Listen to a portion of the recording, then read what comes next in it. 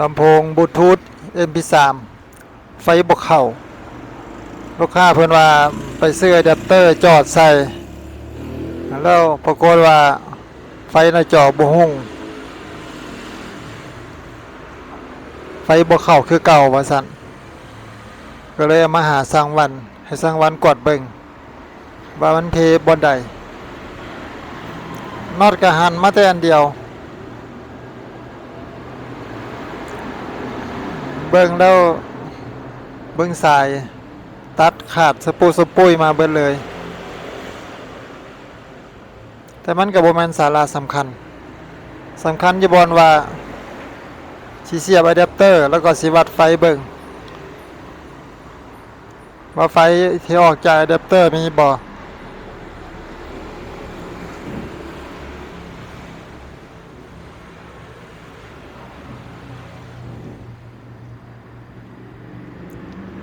อันนี้มันเจ้าของเครื่องมันต่อเองต่อใส่บอนใส่ทางนอกเข้ามาเลยก็มี15โวลต์เป็นอะแดปเตอร์2แอมป์15โวลต์ค่อยก็สิวัดไฟ5โวลต์ที่ออกไปเลี้ยงแผ่นบลูทูธ MP3 ก็มี5โวลต์คือกันถือว่ามีไฟจ่ายออกมาหาแผงบลูทูธ MP3 แล้วแต่ว่าจอบ่ฮู้ก็คือว่าแผงบลูทูธ MP3 เพ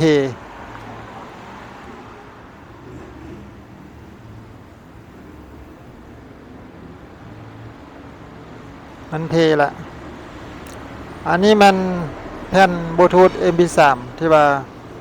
ค่อยเสียบมาเอามาแปลงใส่อันนี้มันตัวใหม่มีรีโมทพร้อมอันนี้มันหน้าสติกเกอร์มันเอาเข้ามาให้ติดหลังจากใส่แล้วก็ติดค่อยก็สิแกะเอาตัวเก่าออกมาเบิ่งแกะออกมา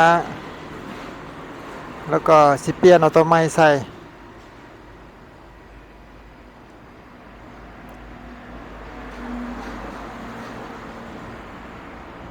มันก็มีน็อตอยู่4อันแต่ว่าน็อตหันออกไปละแต่มันก็ยังบ่ออกก็ใส่เครื่องทุนแฮงมาแกะมางัดมาง่ายออก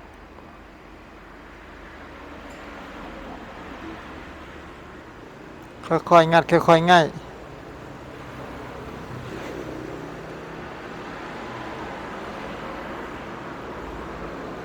แล้วมันก็ออกมาจนได้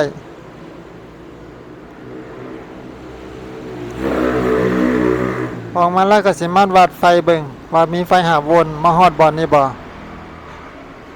วัดเบิ่งก็มีมาก็สิเอาแผ่นตัวไม้นี่ต่อใส่แต่ว่าแผ่นตัวไม้นี่มันเป็นไฟเข้า12โวลต์แล้วก็มาเรกูเลตอยู่ IC เรกูเลต5โวลต์ค่อยก็สิใส่สายต่อจำข้ามเลยจำขาเบื้องที่มันเป็นไฟเข้า12โวลต์ข้ามมาหาตัวเบื้อง5โวลต์เลยเพราะว่าไฟที่มาจากแผ่นในตู้มันเป็นไฟ5โวลต์แล้วมันผ่านเรกูเลต5โวลต์มาแล้ว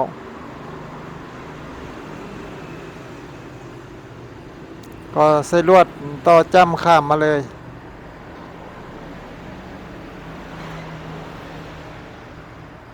ถ้าเป็นไฟ12โวลต์ก็บ่ท่าต่อจ้ำข้าม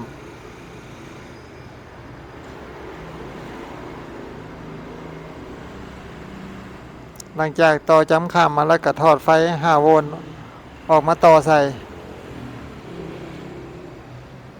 เสียบเข้ามันกับห้องติดขึ้นมาเลย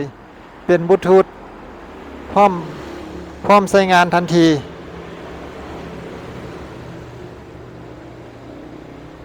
มันเต้นแบบนี้แปลว่าพร้อมใช้งานแล้วยังเหลือสายสัญญาณ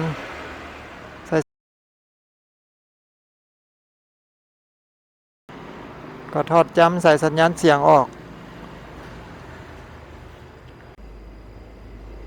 แล้วก็มาเสียบใส่ กล้องก็อยู่ไกลก็ยังให้ท่านผู้ชมเบิ่งว่ามันเสียบบอลใดอันนี้มันสายที่เหลือมันเป็นสายสัญญาณเข้าที่ว่าเป็นออกก็เอากล้องมาใกล้ๆมาเบิ่งบอลต่อเส้นกลางมันอยู่กลางครึ่งเส้นสัญญาณเสียงจะอยู่ทั้งขอบ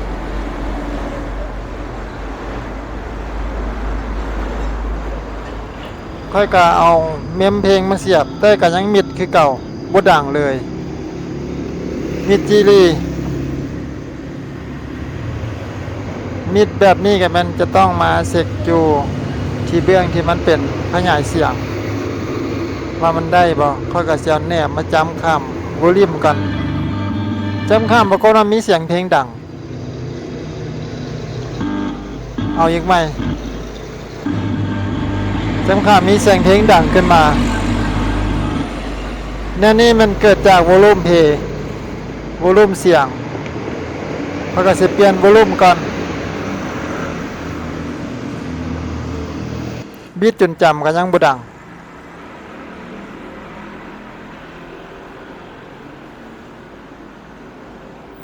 ก็จะเปลี่ยนวอลลุ่มตัวใหม่ใส่เป็นวอลลุ่มเสียง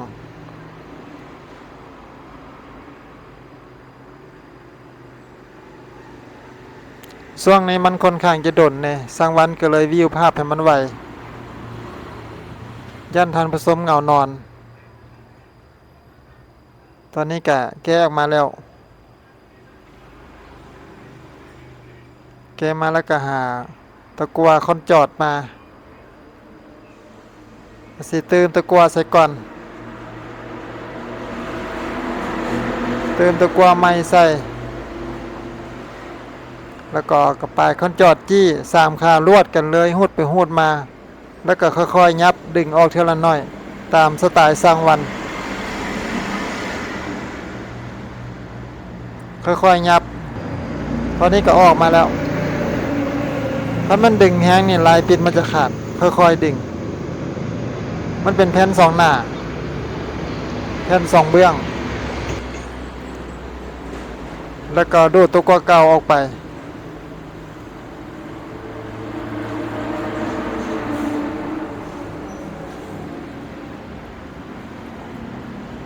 ต้องอนามัยให้มันสะอาดต้องดูดออกให้มันเบิดบ่ให้โฮมันตันมันเป็นแผ่น2เบื้องนี้ก็มีเบื้องนี้ก็ต้องได้ดูดออกให้มันเบิด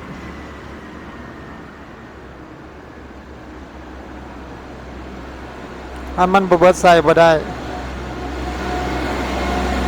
จากนั้นก็เอาวอลลุ่มตัวใหม่มาค่าของมันเป็น 50K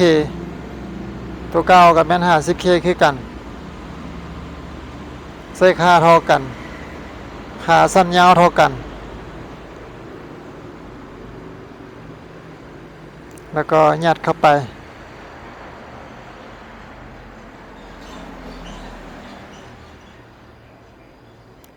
แล้วก็แน่ให้มันซื่อๆเอาคนจอดมาตะกัวจี้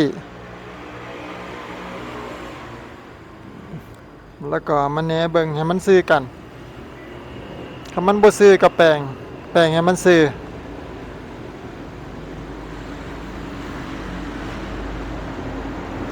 แล้วก็จอดตะกัวไปให้มันแน่นหนาจอดตื้อไปให้มันเอาหลายแน่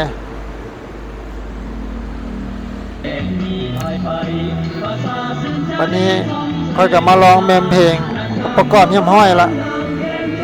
ก็ปรากฏว่าดังแล้วบาดนี้เพลงก็เป็นเพลงปฏิวัติใส่เพลงแนวอื่นติดลิขสิทธิ์เปิดบ่ได้อัพขึ้น YouTube บ่ได้มีแต่เพลงปฏิวัตินี่สบายหายห่วงบ่มีติดลิขสิทธิ์ร้องเพลงสบายเลยหลังจากประกอบแล้วก็ติดสติกเกอร์หน้ามันบ่ติดสติกเกอร์ผัดคือว่าบ่งาม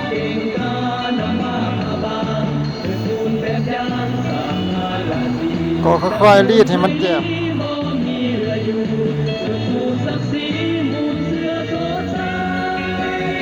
ม มันเจ็บดีแล้วก็เอามือค่อยๆเน้นไปให้มันทั่วเพื่อมื้อหน้ามันจังค่อยบ่ได้งอบ่ได้เงิงขึ้นมา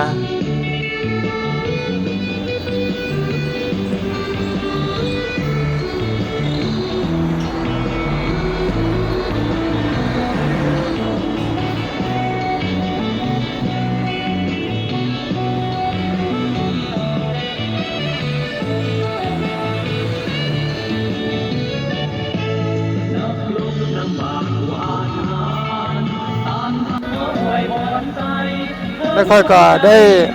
ลองเบิ่งบลูทูธพร้อมว่าบลูทูธมันได้บ่บลูทูธก็ได้ผ่านมาบ่สุได้ลองบลูทูธลองแต่เมมเพลงแล้วก็แล้วเห็นมันกระยิบนึกว่ามันกระพริบที่จริงมันบ่ได้กระพริบ